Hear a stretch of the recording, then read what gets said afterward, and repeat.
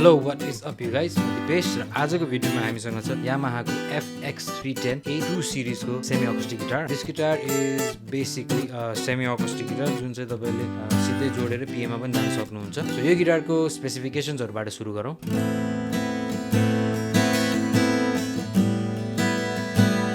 The Yamaha FX310AII has a traditional western body shape, 25-inch scale length. The top is made of spruce, whereas the back, side and neck material is locally sourced stone wood.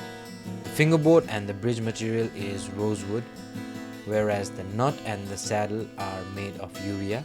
The bridge pins are black ABS. The tuning pegs are covered chrome.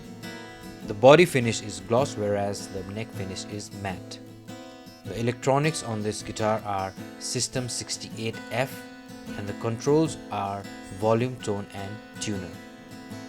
And this guitar has a line out to connect directly to the PA or a DI. So यो गिटारको resonance चाहिँ एकदम राम्रो छ हैन, अनि यसमा use भएको काठहरु पनि आर अफ गुड क्वालिटी, अनि तपाईको fretboard is also very comfortable. अनि तपाई यदि बिगिनर हुनुहुन्छ भने this will be a very good guitar for you to learn on. तपाईले चाहिँ यो गिटार किन पनि पर्फेक्ट हुन्छ भने this guitar can go straight into the PA हैन. तपाईलाई अब माइक गराउनु परेन, सिधै PA मा तपाईले यो जोडेर इजिली तपाईको गिगहरु गर्न सक्नुहुन्छ है.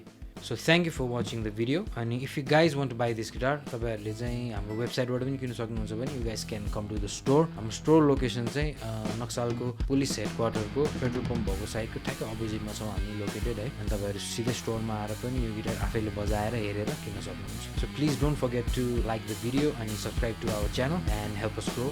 So this is me, Bass, signing off. Have a good one.